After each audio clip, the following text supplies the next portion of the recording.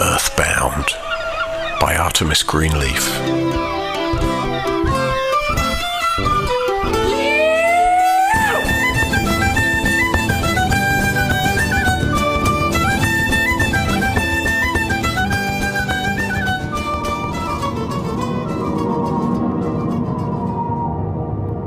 Chapter 16.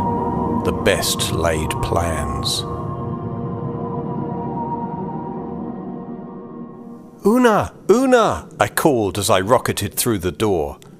"What is it, child?" she asked. She was in the kitchen, as usual. "Did you see her? Did you know she'd come back?" "Who, Skylar? Who?" "Eden Ramsey, my mother. She's going to ruin everything. She's already trying to tell me what to do. She doesn't even understand what's going on. She has no right." Slow down. She put a hand on each shoulder and looked into my face. "Did you say your mother was here?"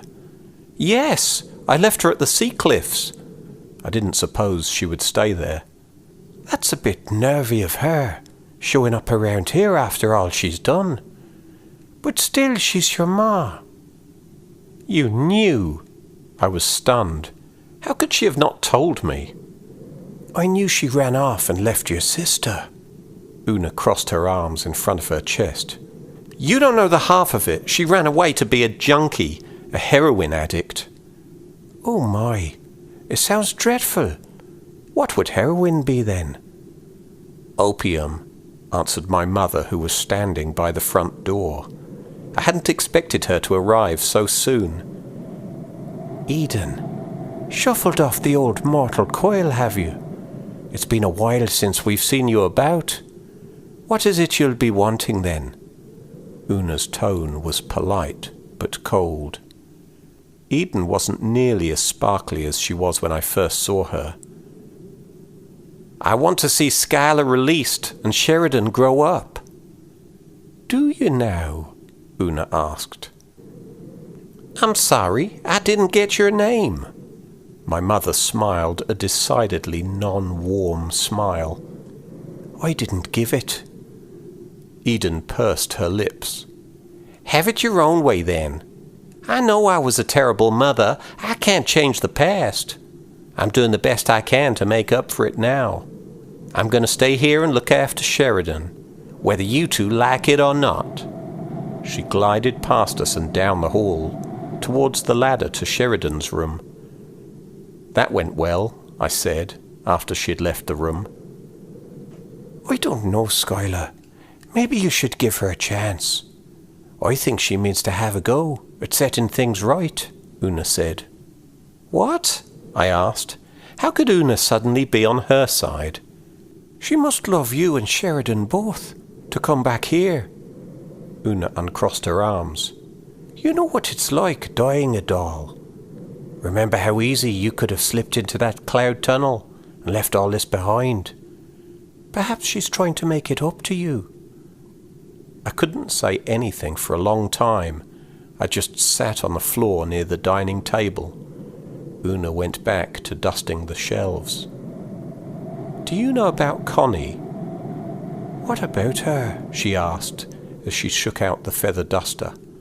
I paused for dramatic effect. "She killed me." The feather duster clattered to the floor as Una turned towards me.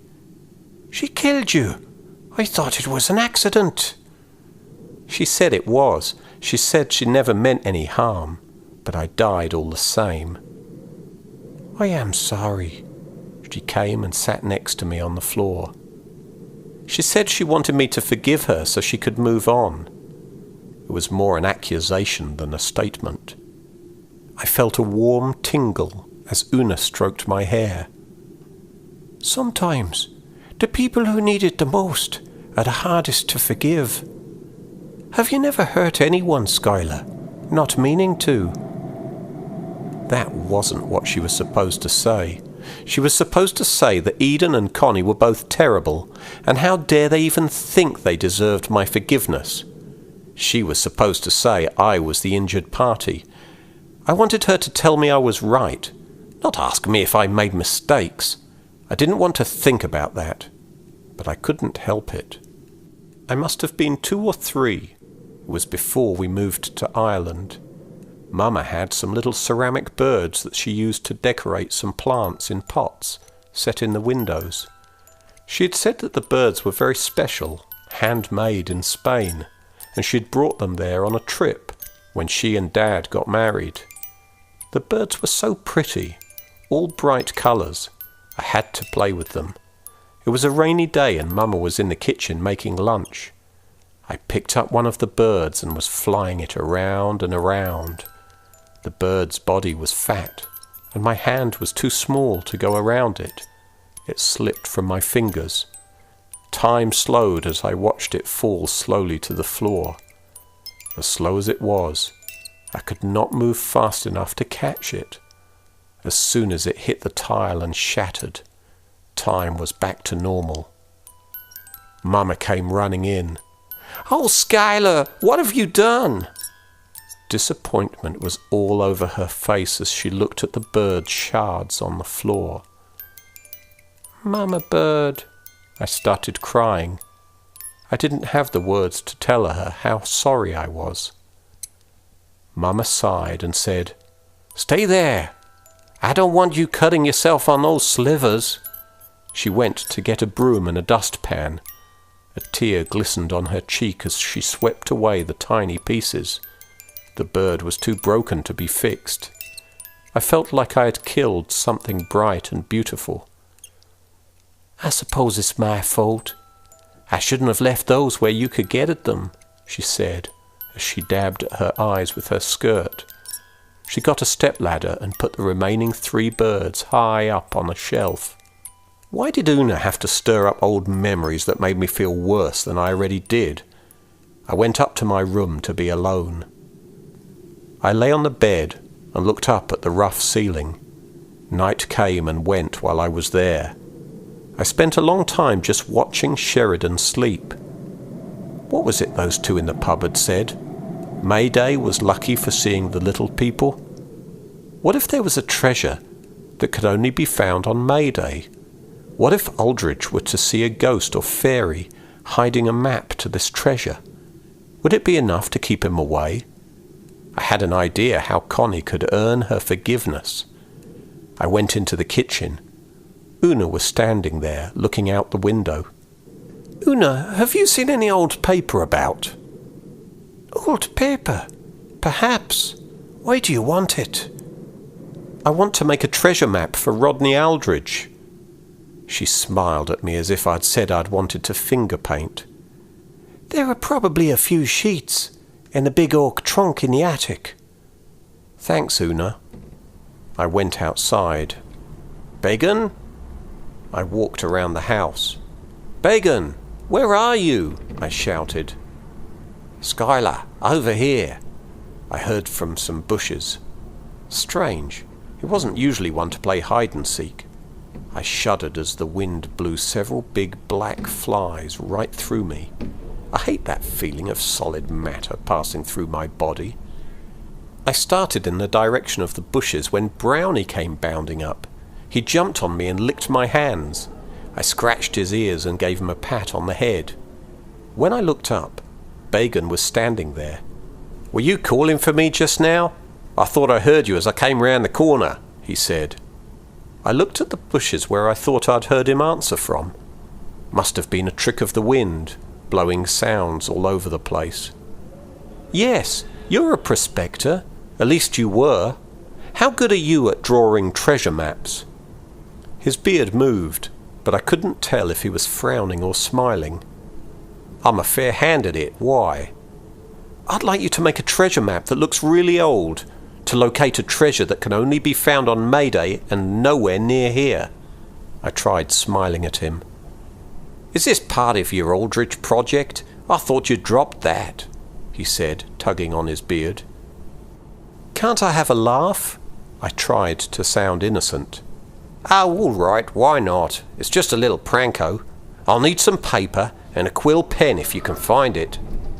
"Right, come in the house with me. I think there's some in the attic." "Good day, Una," said Bagan, as we passed through the kitchen. We floated up through the trapdoor into the attic. The light was dim, but ghosts don't need light to see. I can tell whether it's daylight or nighttime by the colours of the sky, but day or night, it's all the same to me. It didn't take long to find the old black trunk. Stiff hinges squeaked loudly when Bagan opened the lid. I rummaged through decaying fabric and at last found a stack of paper. It was yellowed and fragile. Nearby was an old dried-up bottle of ink. I looked through the papers to make sure there were several usable sheets. At the bottom of the stack I found some drawings. One was a garden filled with flowers, herbs, and a few vegetables. I thought it looked familiar. Then I realized it was the kitchen garden here at the farm. The next picture was of a young woman. She was inside, sitting on a chair, looking out the window, while the artist was outside, looking into the window.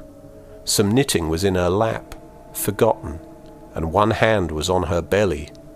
She was beautiful, with raven black hair and blue-grey eyes. I realized I was looking at a picture of Una. "Bagan, look at this!" He glided over and took a look. Right beaut, our Una, wasn't she? The next picture was of Una in bed, asleep, her hair swirling around her head.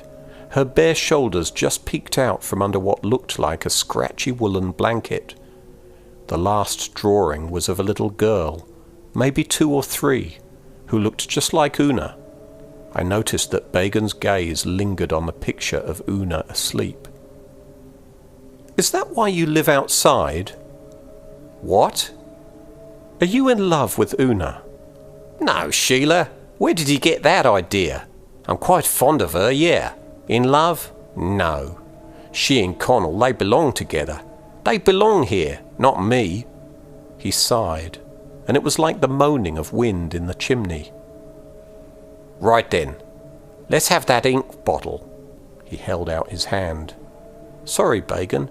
I think it's all dried up," I said, shaking it. "No worries, Sheila. A bit of vinegar, or your old dad's whiskey'll liven her right up."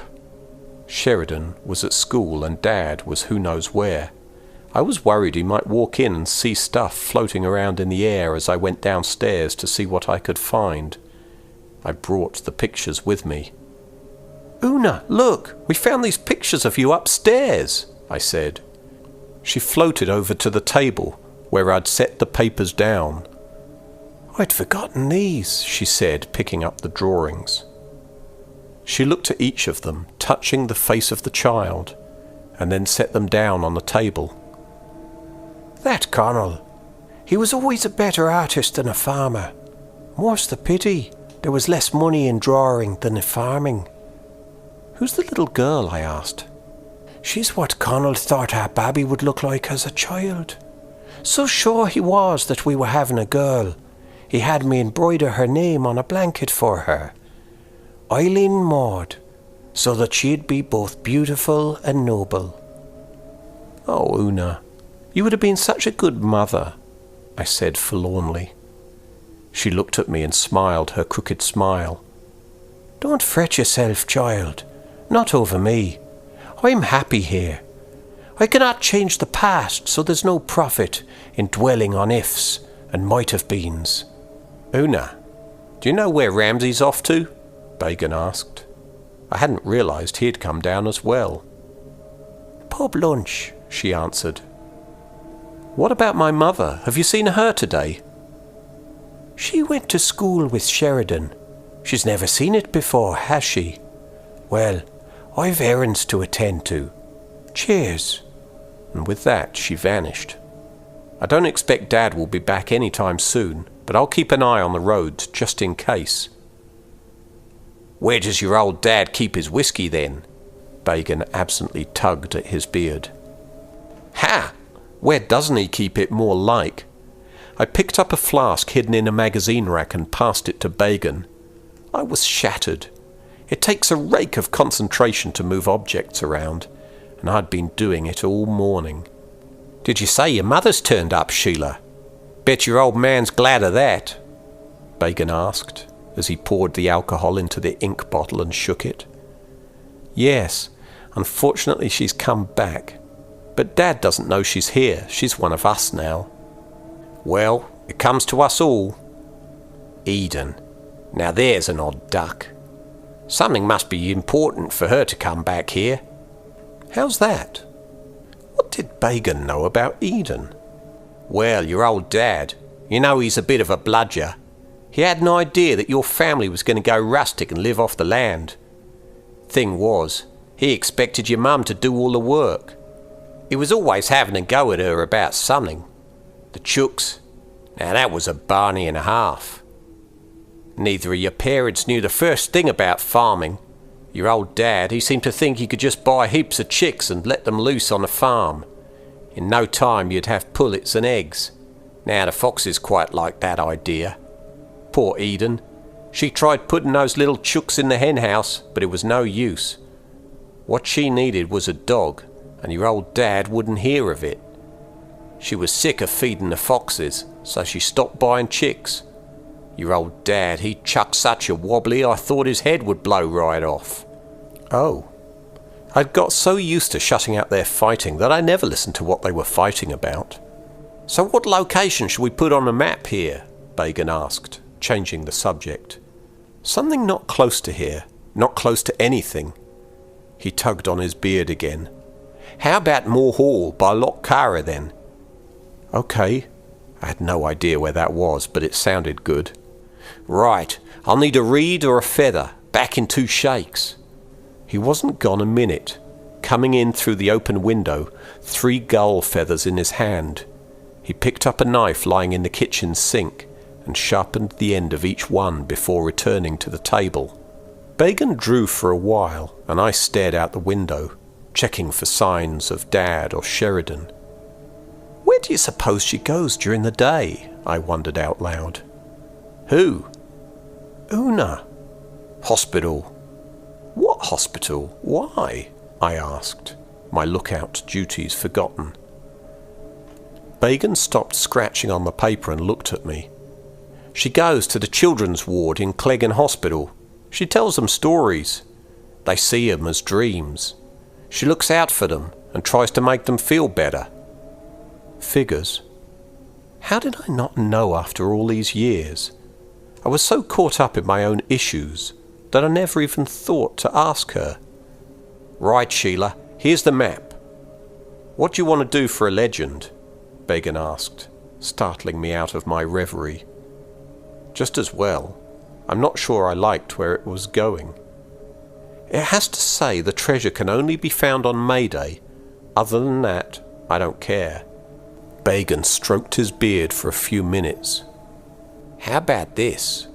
The rays of the dying sun through the 3 arches. Only on the 1st of May will show the way. Not bad. Not great, but better than anything I could come up with just now. The ink on the map was almost dry when I spotted Sheridan coming up the drive. Bagan! Sheridan's coming! He grabbed the ink bottle and quills, and I grabbed the papers. We bolted up the ladder. Bagan opened the storage room door, and we were through, careful to close it softly behind us. Very gently, I put the papers and the ink back into the trunk, as close to where I'd found them as I could remember. I looked more closely at the pieces of fabric. I found Una's baby blanket. It must have been white 300 years ago. Now it was a tea-stained brown. The handmade hairpin lace that edged it was a shade or 2 darker, but still intact. Pink embroidered flowers were still bright, even though some threads were frayed. I wondered if Eden had ever made any keepsake for me when I was a baby. I'm done with the map, so I'll be off then, said Bagan. As I turned to say thanks and goodbye, I saw her standing there, looking over my shoulder. Bagan had already disappeared. Hello, Eden. That's a beautiful baby blanket you got there, Skylar. Whose is it? No one you would care about. I refolded the blanket and tucked it into the trunk. You might be surprised. She walked away from me and over to a large bureau. She opened the top drawer and pulled out a picture frame. When she came back to where I was sitting, she held it out to me. There was a picture of a stork cross-stitched in pink and white, a crooked border of pink and white blobs that might have been hearts, staggered from one corner of the picture to another. Words in flowing script read, "Skylar Elaine, 8 pounds, 2 ounces, 22 inches long, February the 14th. My birthday was on Valentine's Day. Yet another thing I'd forgotten about. You made this? Yes. I was just as terrible at cross-stitch as I was at motherhood. Sorry. No, don't be. I like it. Well, at least she had tried anyway. With a half-hearted laugh, she said, "Sure you do." "I really do." I paused. If I needed breath, I would have taken a really deep one. "Eden, Mama, I'm sorry about the chickens." "Chickens?" I could tell she had no idea what I was talking about. "I remembered you always trying to raise them. I hadn't known Dad had been so cruel about it." "Oh, those chickens. Thanks, Skylar." She tried the raising one eyebrow trick, yet another thing she wasn't very good at. "Yeah.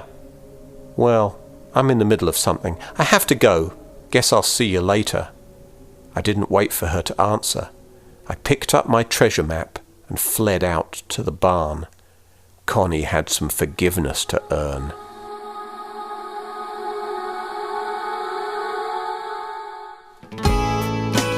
Earthbound by Artemis Greenleaf. This work is licensed under the Creative Commons Attribution Non-Commercial No Derivative Works 3.0 United States license.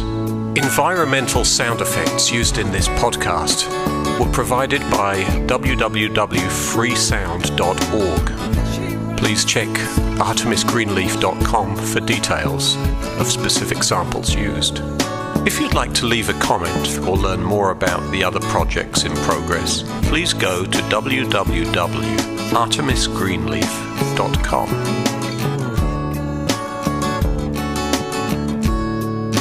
Dandelion girl, watch her play on a summer's